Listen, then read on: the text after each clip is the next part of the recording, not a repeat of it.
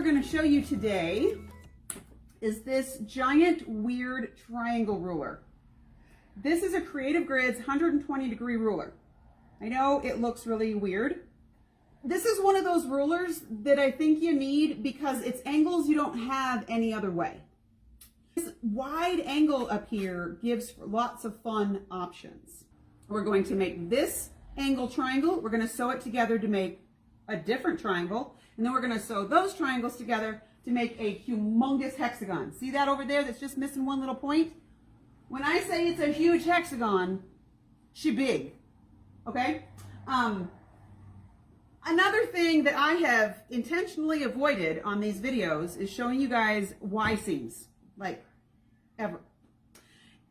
Typically because if I can avoid a Y seam, I will. That being said, there's Y seams in every one of those triangles, but they are not hard, and I'm going to show you why they're not hard. Okay? These are really big pieces. It's like 6 o'clock now. I started this project at about 4:30 and stopped about 20 minutes ago. So this is about an hour's worth of work. And yes, I know that these colors are hideous together. Don't come at me about this. I did this on purpose so that you could very easily see the different triangles. This is not a piece of art here. So, okay, I literally just grabbed stuff that had a lot of contrast out of my bin. So I already cut up all the pieces for the rest of the triangle, or for the rest of the hexagon, except for this one piece of fabric. So this ruler measures 6.5 inches from the top to the bottom. So I cut a 6.5 inch strip. So again, just like so many other Creative Grids rulers, I'm going to put the fabric under it so we can see what we're talking about here. This tells you what size strip to cut. So if you want to start with a 3.5 inch strip, here's where you line things up, okay? Depending on how wide you want the angle to be. So basically, here's some pictures of things that you can make with this ruler. This is what we're going to do right here. So I'm going to take this 6.5 inch strip here. I'm going to lay my ruler on top of it, and we're going to cut 2 triangles at once. So since I want the largest option, I'm going to line the bottom of my ruler up with the raw end of my strip. This ruler has engineered points. Those are very important.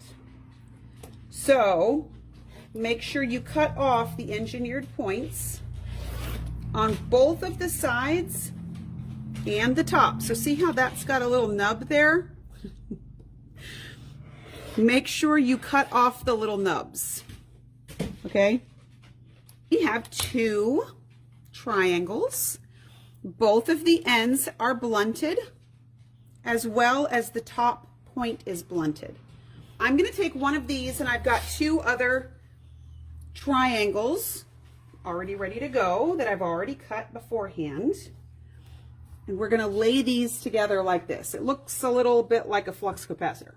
I'm going to sew this one to this one, and we're going to talk about some pressing and some tips for the Y seam that's going to happen here. So we're going to put these right sides together. The engineered points or the engineered corners are your friend. Don't ignore them. They're there to help you. Since we know we're going to end up with a Y seam right here, don't sew all the way off the end. You don't have to get super crazy about measuring it and all that. I just don't start off the fabric. Start about the middle of that right there, or just a little bit in, okay? So I'm going to use my 1/4 inch piecing foot. Not going to backstitch. I hardly ever backstitch.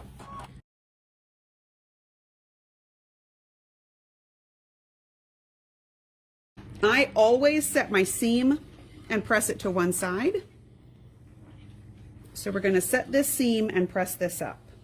We're going to then take this other one and we're going to set this in this point. So here's where your engineered points also help you out. We're going to match up these corners down here. I'm going to put one pin here. A couple things I want to point out about these engineered corners. If I were to flip this back where you could see it, do you see how the flat point of that triangle matches up with the flat point of the triangle underneath it? I'm putting my pins out where they don't matter. Then I'm going to take my friction pin And I can feel my seam right there. Okay, so I can even just run my finger down the ditch, or I can take my friction pen, find the ditch, and run it down that seam. Okay, what this does is it gives your eye some place to stop sewing. You can eyeball it, but I don't trust myself enough to do that.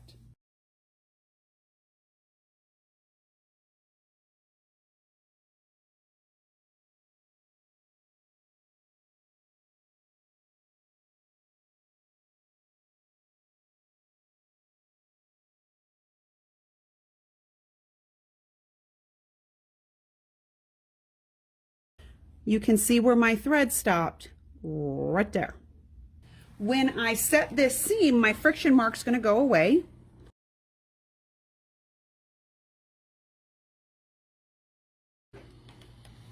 Now I'm going to take this whole thing and I'm going to fold it in half.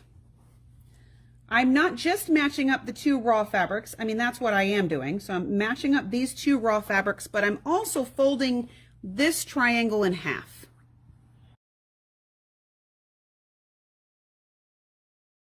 If I take this bit here and kind of open it up, pull your seam allowance back, see, pull this seam allowance back, kind of take your fingers, rub your seam allowances up like that, both sides.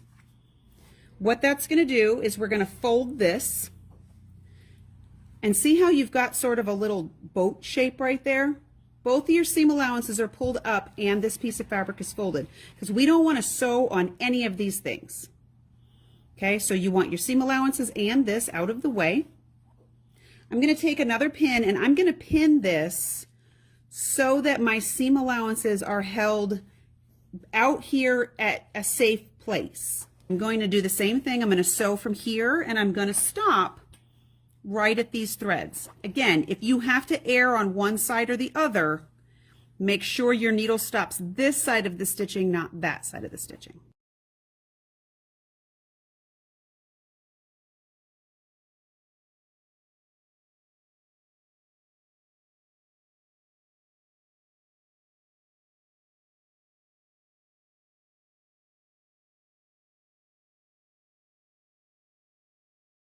If I were to take scissors and snip away this little dog ear here so you could see this, look at how perfect that little point is. This comes from those engineered points. Our center little Y seam matches perfectly, okay? And if I flip this over, the only thing I'm going to do different with my pressing, see how my seam stayed flat all the way until we got to here and it got a little like crazy? Just going to press this little part over. These triangles that turned into triangles are now going to turn into a hexagon. So if I take this and put it here on my wall, I now have a huge hexagon. If you want to make a table topper, this is a really cute size for like a floor quilt for a baby. So if you want to do some nice cute baby prints and then put some cuddle on the back, makes a cute floor quilt. You can make more of these and just keep sewing them together as giant triangles and just keep making big hexagons, which leads us to this quilt. That's exactly what this is. So this pattern is Henry's Humongous Hexagons by Carl Hench. He makes really cool patterns. They're really sort of out of the box, which is what I really love. So what this is I made one strip of this quilt. So if you look at this pattern, I made this strip. So if you were to make 3 of these that's on my wall right here, that makes this whole quilt. Okay? There's no Y seams the way Carl does it. It's strip sets and there's some half triangles.